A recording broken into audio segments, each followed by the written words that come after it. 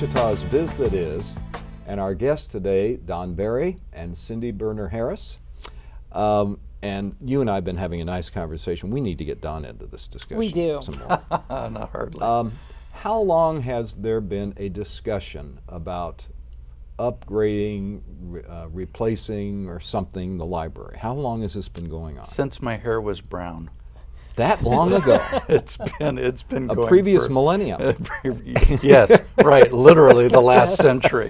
The discussions have been going on for quite a while. So, part of the problem is the population has expanded, and over the years the city has focused on other priorities. Library budgets have been cut consistently, and demand for service. The employees of the library are just heroic in terms of their dedication and their willingness to, and that masks then some of the deeper problems. How long has there been kind of an organized effort to try to get some changes? The library board started work on an updated master plan for facilities back in 2004, so it's been a decade. Okay. And part of the reason they did that was they had realized that previous master plans had focused exclusively on branches. And by about 2004, a lot of talk about things happening downtown, talk previously, we're back at it again, about potential changes at Century 2. So some concern about how that might impact the library location, the ongoing challenges of the building. So that kind of drove the conversation to start the process. The plan was adopted in 2006, endorsed by the City Council. Property was acquired in early 2008. Then the economy took a turn, and Now, things is that the kind of property stalled. on the West Bank? It's what a lot of people refer to as the former Watkins Steel Okay. property across from Exploration Place. In that, what programmatically are you trying to do? Because before one talks about brick and mortar, one has to talk about programmatically. Where are we headed? Where's the library headed? Well, I think we want to do several things. One of the things that we want to do is to flip the ratio of public and non-public space in the building. In a current building, really only about 40% of the space is available for people to come and use.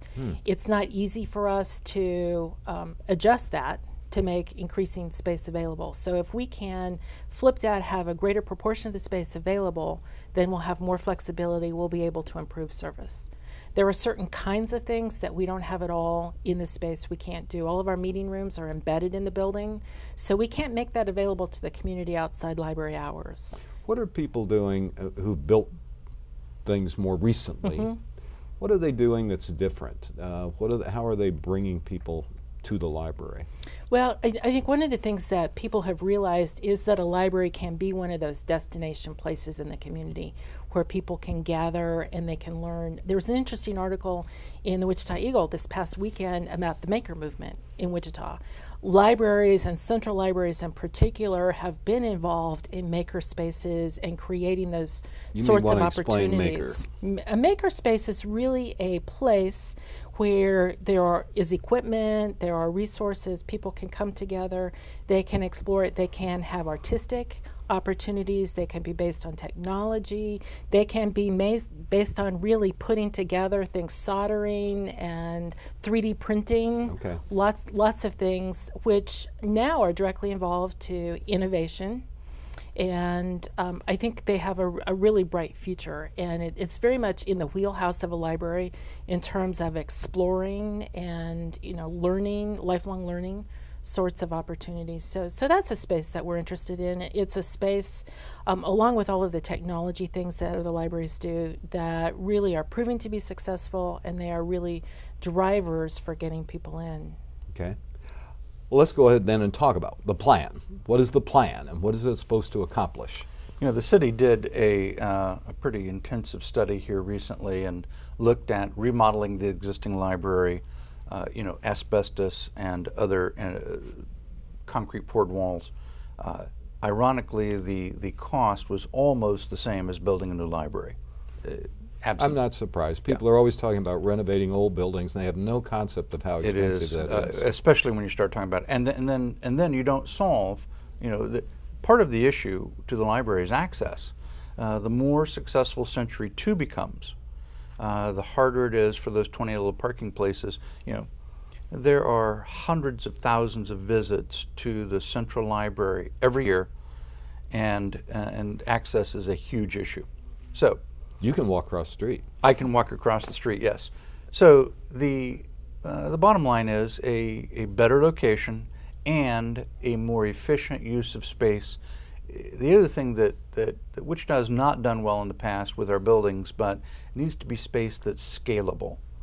So we don't know what the direction 15, 20 years is going to be of libraries, but we want to have the ability to have enough space around it. Right now, the current library is landlocked. Mm-hmm. No question. What would look different in this library? If I walk in the door, how would I feel different about it? I think many things would be different. That the kinds of things that are available all the way through the building will be different. But I think that there are some things which will be the same as well. One of the things we've heard overwhelmingly is that sense of openness, the natural light, bringing the outdoors in, the indoors out, creating that sense of activity in the building is something that people will really just demand in that new building. But there's a long list of other things we could talk about which would be different. Size-wise, is it going to be similar? Size-wise, actually about the same, About the but same. much more efficient, probably on 2 levels instead of 4. And that's very important to the business operation because that makes the cost of operation much more affordable and sustainable going into the future. And that's a big driver in these tough economic times. We're going to come back in just a moment with the finish of Wichita's Biz That Is.